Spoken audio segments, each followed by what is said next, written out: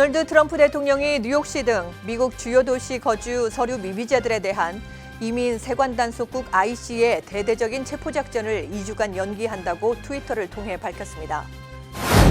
지난 주말에 뉴햄프셔에서 그룹을 지어 달리던 오토바이 운전자들이 뒤에 따라가던 픽업 트럭과 충돌하면서 7명이 숨지는 사고가 발생했습니다.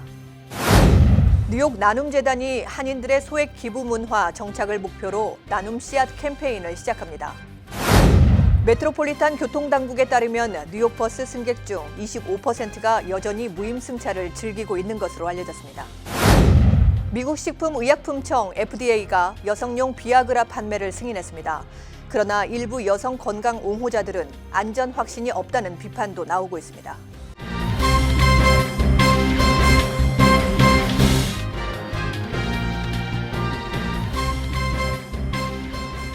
시청자 여러분 안녕하십니까? 월요일 KBTV 9시 뉴스입니다. 첫 소식입니다.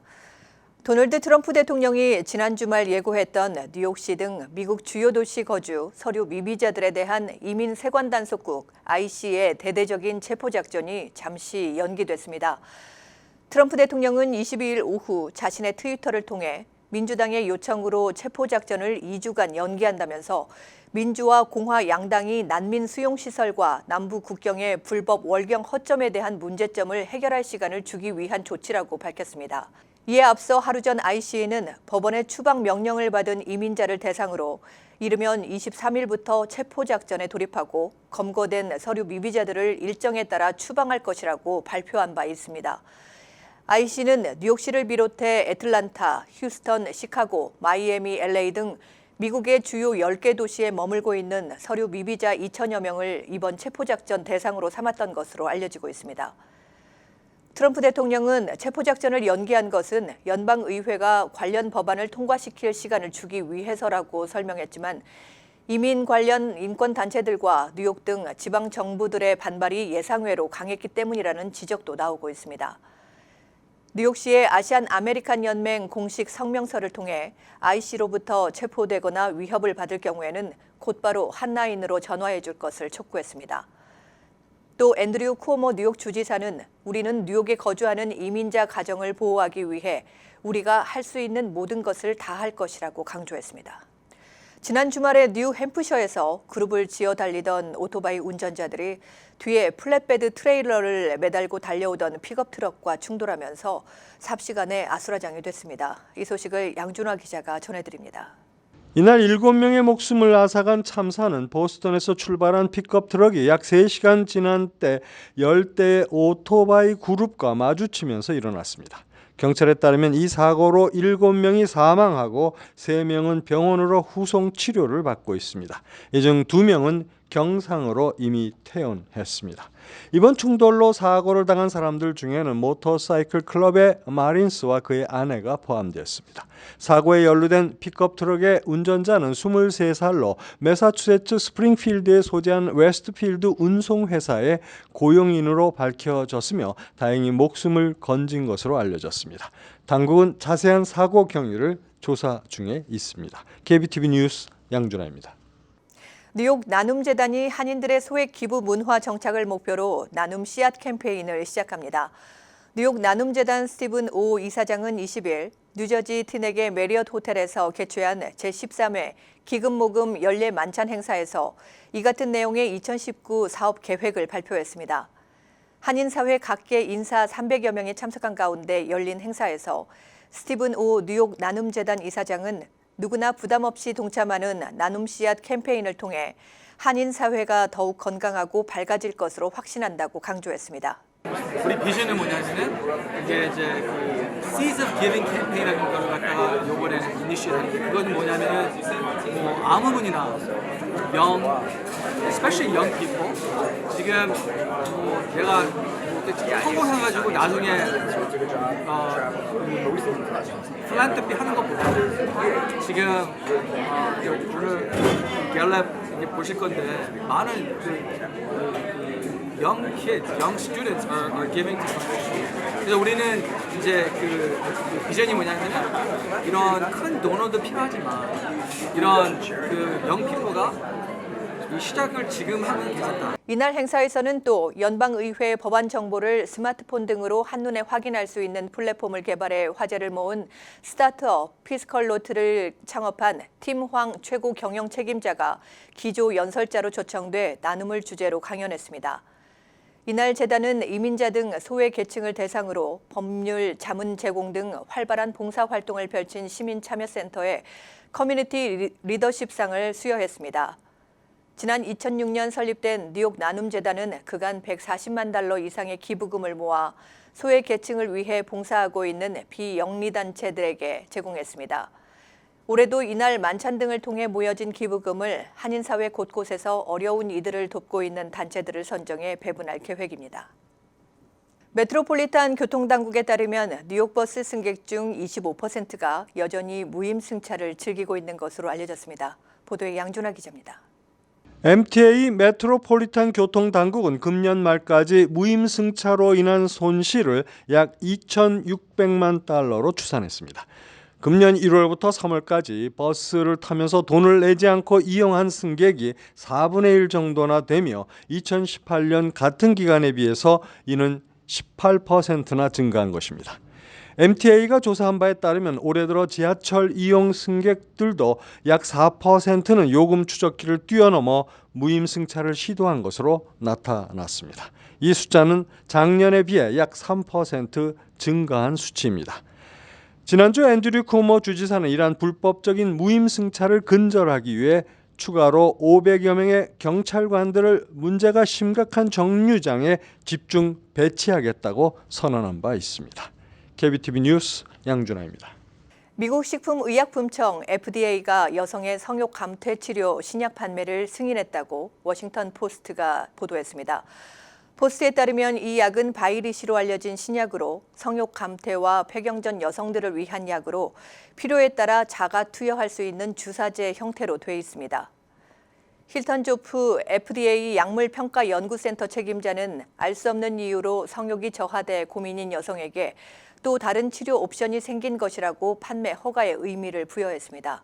AMAG 파머스티컬스의 줄리 크롭 최고 약제 책임자는 이 약이 신경계 흥분을 증진하고 억제력을 줄임으로써 성적 반응에 관여하는 주요 뇌 수용체를 활성화하는 합성 호르몬이라고 설명했습니다. 그러나 FDA는 구체적인 양리작용 메커니즘은 분명하지 않다고 인정했습니다. 일부 여성 건강 옹호자들은 FDA가 신약을 면밀히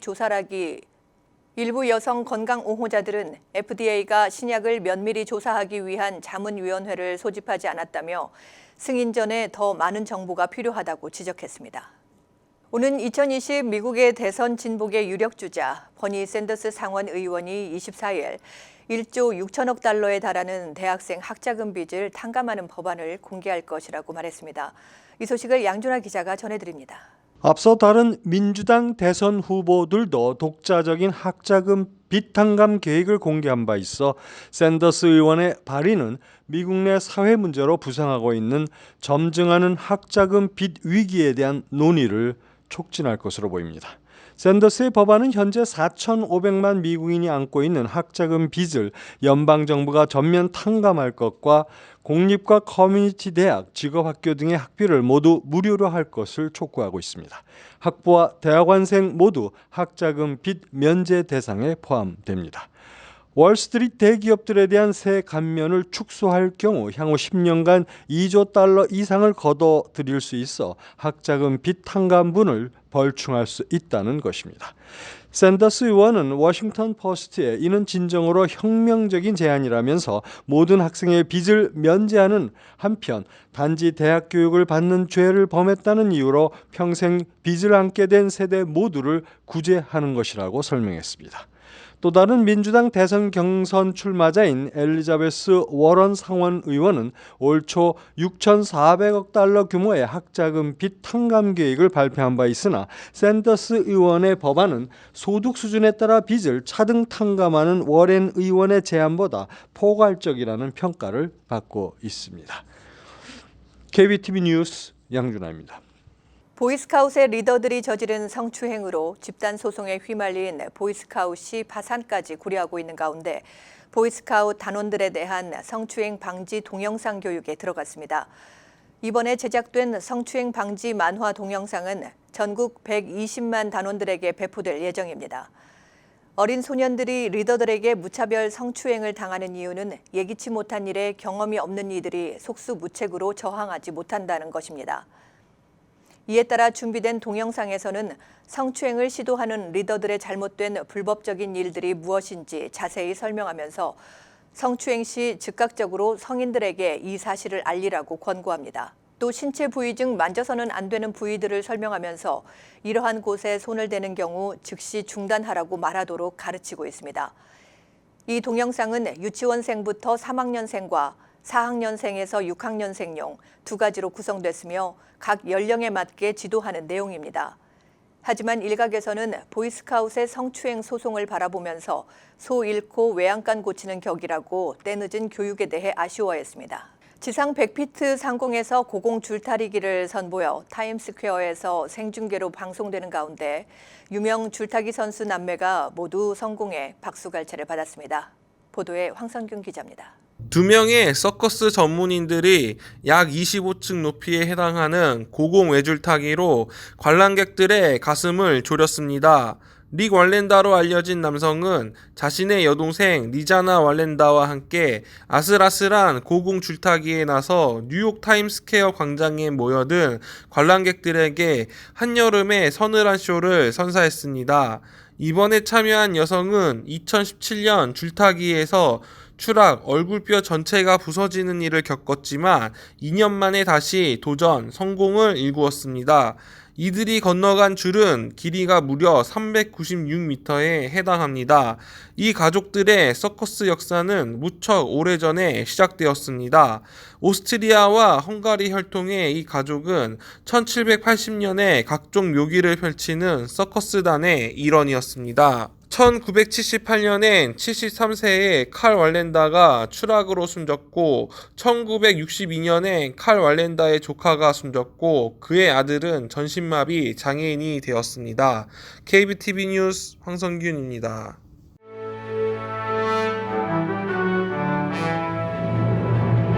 사건 사고입니다.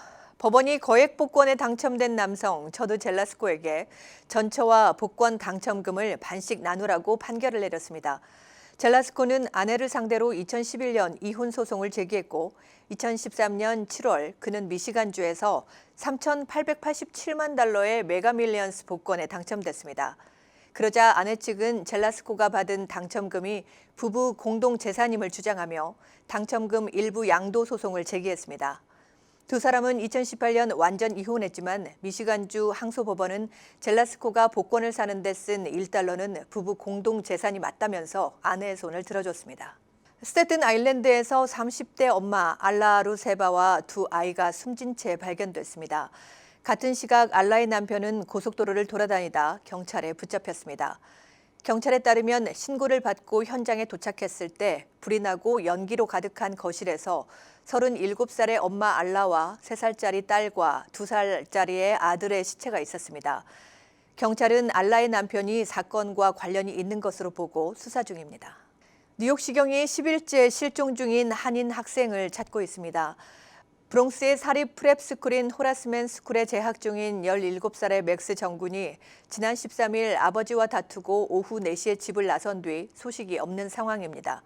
학교 관계자에 따르면 정군이 사용하던 메트로카드 기록상 그가 13일 오후 5시에서 5시 30분 사이 맨하튼 그랜드 센트럴역에 들어간 것으로 파악됐으며 역사에 진입하는 모습도 감시 카메라에 포착됐습니다. 뉴욕시경은 정군의 행방을 알거나 목격한 사람은 800-577-8477로 신고할 것을 당부했습니다. 뉴욕주 불법 체류자의 운전면허 취득 허용이 법제화된 이후 뉴욕주 정치권 내 후폭풍이 거세게 불고 있습니다.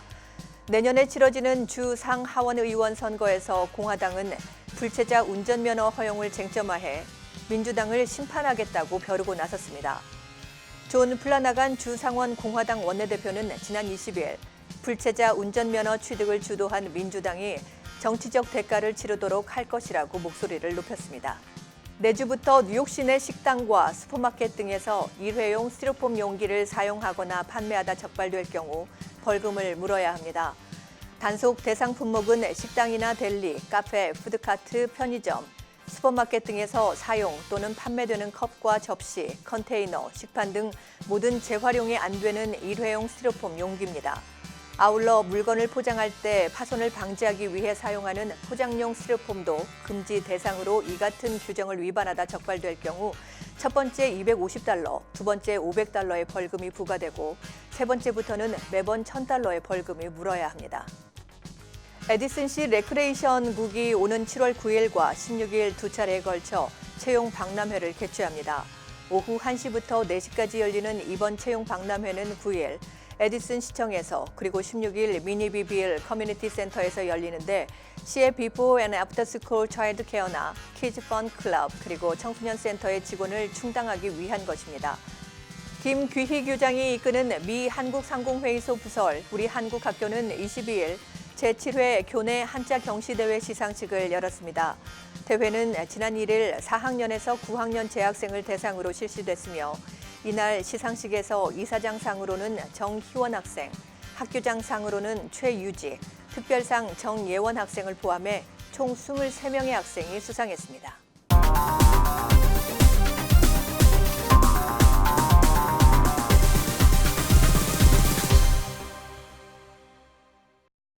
네, 오늘은 뉴저지 팰리세이드 팍 한인 유권자 협의회 권영만 회장과 함께 지난 4일 치러진 예비선거 결과에 대한 이야기 나눠보도록 하겠습니다. 안녕하십니까? 안녕하세요. 네, 어서 오십시오.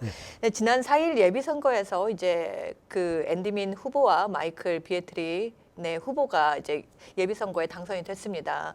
이제 그런데 이 같은 선거 결과를 회장님께서는 어떻게 보십니까? 예, 이 6월 4일 예비 선거를 이제 치렀는데 일반적인 예상과는 달리 큰 표 차이로 이렇게 당선됐죠.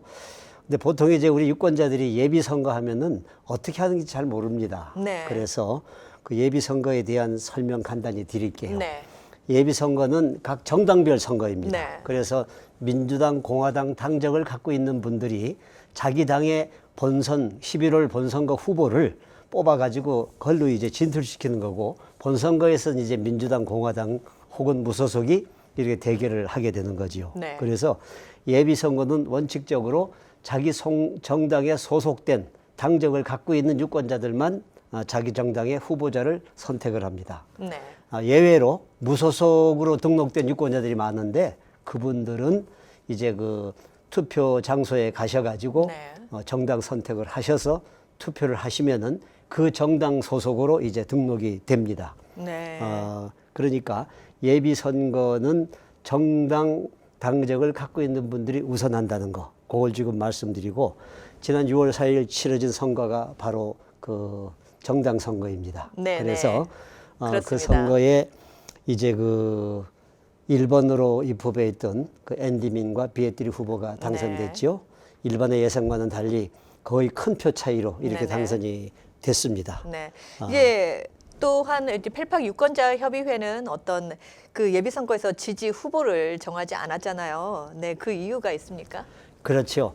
팔팍 유권자 협의회는 일종의 정치 단체입니다. 네. 뭐 한인회나 일반 그 사회 그 비영리 단체는 정치 활동을 못 하게 돼 있죠. 그러나 유권자 협의회는 활동 목적이 후보자 양성, 네, 그다음에 그렇죠. 후보자 지원, 그래서 당선시켜 가지고 네. 주민들의 권익을 위해서 네. 일하는 그런 단체이기 때문에 정치 단체로서 후보자를 내세울 수도 있고 지원할 수도 있고 그렇습니다. 네. 그런데 이번에는 안 하셨어요. 안 했죠. 그 이유는 왜 그런지 궁금합니다.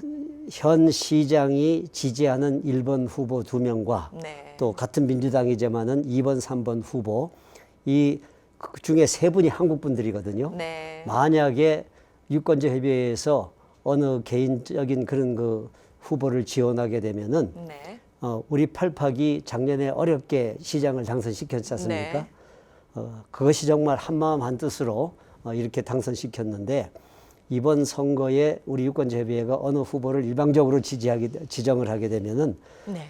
우리 팔팍의 화합에 큰 장애 요인이 됩니다. 네. 네. 주민들이 결국은 두 개로 갈라지게 되죠. 네, 그래서 예, 그 이유 바로 그겁니다. 때문에. 그렇게 되면은 앞으로 팔팍의 그 단합이라든가 또 시장이 시정을 펼쳐나가는데 큰 장애 요인이 되겠죠. 네. 바로 그게 가장 큰 이유입니다. 네, 이번 투표율이 18%에서 한 20% 정도밖에 보이질 않았습니다. 이제 그 이유는 이제 사람들이 예비 선거에 대한 그런 게 인식이 좀 부족해서 그랬다고 생각을 하십니까?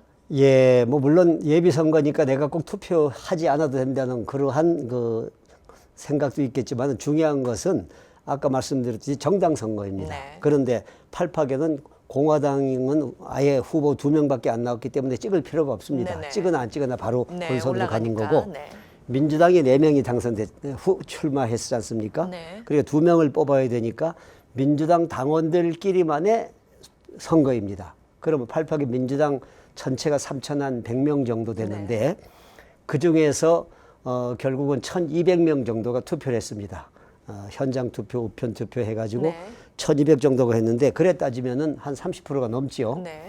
그래서 그 중에 이제 공화당 완 사람들이 한 90명 되고 무소속으로 해서 이렇게 찍은 사람이 한 100여 명 되고 하니까 순수한 민주당이 완 것은 한 30%입니다. 그러나 전체 7,800명 팔팍 유권자로 봤을 때에는 16% 정도밖에 안 된다는 얘기가 나오죠. 네. 그것은 예비 선거이기 때문에도 그렇고 꼭 예비 선거에는 투표 안 해도 된다는 일반적인 네. 그러한 그 생각 때문에 그런데 그것을 우리가 고쳐야 합니다. 네, 이번에도 굉장히 많은 노력을 해주셨어요. 이제 그 회장님이나 이제 유권자 협의회에서. 네. 예, 뭐 했다 그러면 했지요. 작년처럼 도어투도어는 하지 않고 거리 캠페인이라든가 네. 또 가가호호 전화하기 이런 그 캠페인은 많이 벌렸습니다. 그러나 예비 선거라는 한계가 있고 네. 또 경쟁이 없지 않습니까? 네. 작년 예비 선거 때는 한인 대 비한인이라는 그러한 구도로 형성됐습니다. 그러다 보니까 상당히 치열했어요. 네. 그래서 작년에는 한국 사람만 거의 한 2천여 명이 투표를 했지요. 그러니까 그때 상황에 따라서 네. 투표율은 많이 이렇게 왔다 갔다 합니다. 네. 그러니까 그거 가지고 저희들은 크게 염려하지 않지만은 무조건 투표는 해야 됩니다. 누가 나왔든 간에 공화당이 2명만 뽑는다 그래도 가서 투표를 해야지만은 이 버겐 카운티에서 우리 그 한인들의 위상이 올라가고 네. 더 나아가 주정부에서도 한인들이 이렇게 투표를 많이 하니까 우리 정치인들은 한인들에 대한 그 관심을 더 가져야 되겠구나 하는 그러한 그 네. 사상, 생각이 일기 때문에 네. 참 중요합니다. 그래서 어떠한 경우라도 투표는 해야 됩니다. 네. 올 11월 이제 본선거가 있는데 이제 또 준비를 하셔야죠. 굉장히 바쁘시겠어요, 이제. 예, 11월 본선거 준비가 이제 뭐 아직도 많이 남았지만은 차츰 이제 해야 되고 조금씩 준비를 그때는 하셔야죠. 정당 대결이죠. 네. 공화당의 2분이 현재 나와 계십니다. 시의원으로. 그럼 민주당의 1번 후보로 당선된 앤디민과 비에티르 후보와 공화당 2사람 후보가 싸우게 되죠. 네, 이제 네. 뭐 별 이변 없이 과거의 결과를 보면은 민주당이 승리하리라고 이렇게 보긴 합니다. 네. 2부에서는 이제 본선거에 대해서 이제 얘기 나누는 시간 가져보도록 그렇습니까? 하겠습니다. 예, 2부에서 그럼 더 자세하게 말씀드리겠습니다. 네, 알겠습니다. 예, 고맙습니다. 감사합니다. 네. 네. 네, 지금까지 펠팍 한인 유권자 협의회 권영만 회장과 함께했습니다.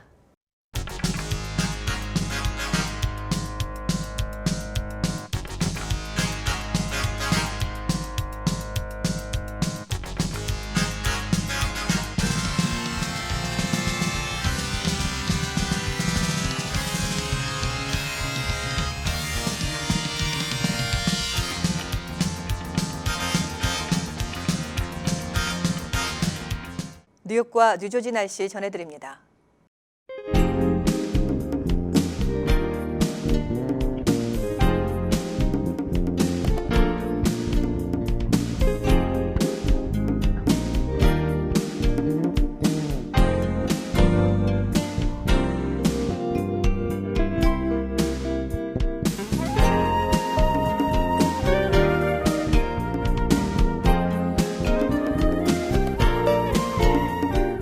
월요일 KBTV 뉴스나인을 시청해주신 여러분 고맙습니다. 편안한 월요일 저녁 보내시고 저는 화요일 내일 저녁에 다시 뵙겠습니다.